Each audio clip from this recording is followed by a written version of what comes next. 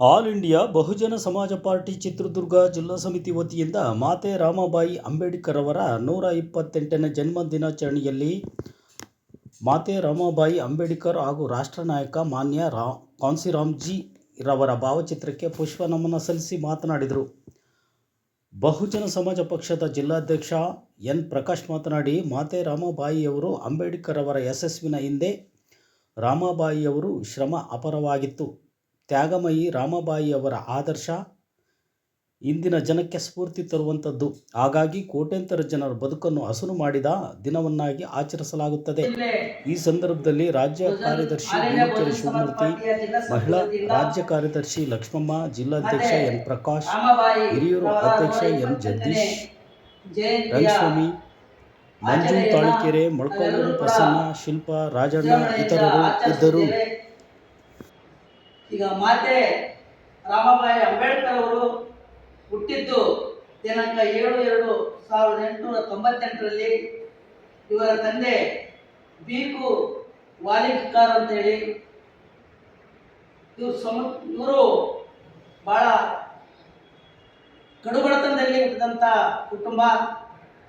ಇವರ ತಂದೆ ಸಮುದ್ರದಲ್ಲಿ ಮೀನನ್ನು ಹಿಡಿದು ಮಾರಾಟ ಮಾಡಿ ಬಂದಂಥ ಹಣದಲ್ಲಿ ಇವರು ಜೀವನ ನಿರ್ವಹಣೆ ಮಾಡ್ತಾಯಿದ್ರು.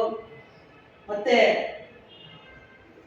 ಇವರ ತಾಯಿ ರುಕ್ಮಿಣಿ ಇವರು ಮನೆತನವನ್ನು ನಿರ್ವಹಣೆ ಮಾಡ್ತಕ್ಕಂಥ ಕೆಲಸದಲ್ಲಿ ತೊಡಗಿಸ್ಕೊಂಡಿದ್ರು.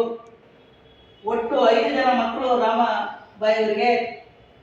5 ಜನ ಮಕ್ಕಳಲ್ಲಿ ಉಳಿದದ್ದು ಒಬ್ಬರೇ ಯಶವಂತರಾವ್ ಅಂತೇಳಿ. ಈ 5 ಜನ ಮಕ್ಕಳನ್ನು ಕಳ್ಕೊಂಡಾಗ ತುಂಬ ಅಂಬೇಡ್ಕರ್ ಅವರು ಬೇರೆ ಬೇರೆ ದೇಶಗಳಲ್ಲಿ ವಿದ್ಯಾಭ್ಯಾಸನ ಮಾಡ್ತಾ ಇದ್ರು. ಆ ಸಂದರ್ಭದಲ್ಲಿ ಮಕ್ಕಳು ಹಸುನಿಗಿದಾಗ ಈ ವಿದ್ಯಾಭ್ಯಾಸಕ್ಕೆ ತೊಂದರೆ ಆಗಬಾರ್ದಂತ ಹೇಳಿ ರಾಮಬಾಯಿಯವರು ಅವರ ಸಾವಿನ ಬಗ್ಗೆ ತಿಳಿಸ್ತಾರೆ. ಅವರ ಬಂಧುಗಳ ಒಟ್ಟಿಗೆ ಇವರು ಅಂತ್ಯಕ್ರಿಯೆಯನ್ನು ಮಾಡ್ತಾರೆ. ಇಂಥ ಒಂದು ತ್ಯಾಗಮಯಿ ಮಾಡಿರ್ತಕ್ಕಂಥ ಮಾತಾಬಾಯಿಯವರು.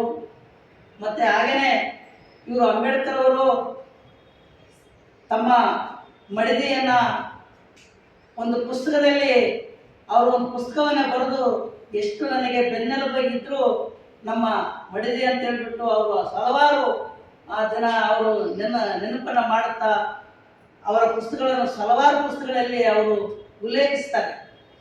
ರಾಮಬಾಯಿಯವರ ಸಹಕಾರ ನನಗೆ ಭಾಳ ಇತ್ತು.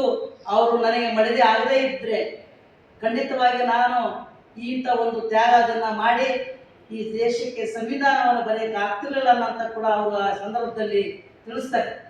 ಅಂಥ ಒಂದು ಮಹಾ ತಾಯಿಯ ಒಂದು ಜನ್ಮ ದಿನಾಚರಣೆಯನ್ನು ಆಚರಿಸ್ತಾ ಇದ್ವಿ ಎಲ್ಲರೂ ಕೂಡ. ಇವು ಅಂಬೇಡ್ಕರ್ ಅವರು ಎಲ್ಲಿಯವರೆಗೆ ನಾವು ನೆನಪನ್ನು ಮಾಡ್ತೀವೋ, ಜೊತೆಗೆ ಮಾತೆ ರಾಮಬಾಯಿ ಕೂಡ ನಾವು ನೆನಪು ಮಾಡಬೇಕಂತ ಸಂದರ್ಭ ಇದೆ. ನಾವು ಕೂಡ ರಾಮಬಾಯಿಯವರ ಒಂದು ತ್ಯಾಗಮಯನ ಅವರು ಹೆಚ್ಚು ಅವಿದ್ಯಾವಂತರಾಗಿದ್ದರು. ಆದರೆ ಇವರೇ ಅಂಬೇಡ್ಕರ್ ಅವರು ಸ್ವತಃ ಅವರಿಗೆ ವಿದ್ಯಾಭ್ಯಾಸನ ಕಲಿಸಿ ಅವರು ಓದು ಬರೆಯಕ್ಕೆ ಕಲಿಸ್ತಾರೆ. ವಿದ್ಯಾಭ್ಯಾಸ ಕಡಿಮೆ ಇದ್ದರೂ ಕೂಡ ಅವರ ತ್ಯಾಗ, ಅವರ ಮನೋಭಾವ ಭಾಳ ದೊಡ್ಡದಿತ್ತು. ಹಾಗಾಗಿ ಮತ್ತೆ ರಾಮಬಾಯಿಯವರ ಆ ಒಂದು ತ್ಯಾಗದಿಂದ ಅಂಬೇಡ್ಕರ್ ಅಂತವರು ದೊಡ್ಡ ಮಟ್ಟಕ್ಕೆ ಬೆಳೆಯೋಕ್ಕೆ ಸಹಕಾರಿ ಆಯಿತು.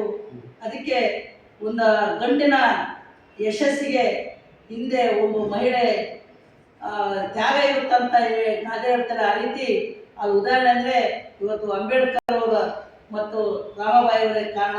ಹಾಗಾಗಿ ಈ ಒಂದು ಸಂದರ್ಭದಲ್ಲಿ ಮಾತೆ ರಾಮಬಾಯಿಯವರ ಒಂದು ವಿಚಾರವನ್ನು ಮಂಡಿಸೋದಕ್ಕೆ ತಾವು ಎಲ್ಲರೂ ಕೂಡ ಅವಕಾಶ ಕೊಟ್ಟಂತ ತಮ್ಮೆಲ್ಲರಿಗೂ ವಂದಿಸಿ ನಾನು ಮಾತುಗಳನ್ನು ಮುಗಿಸ್ತೀನಿ. ಜೈ ಭೀಮ್, ಜೈ ಭಾರತ್, ಜೈ ಸಂವಿಧಾನ್, ಜೈ ಮಾತಾಬಾಯಿ. ಜೈ ಭೀಮ್.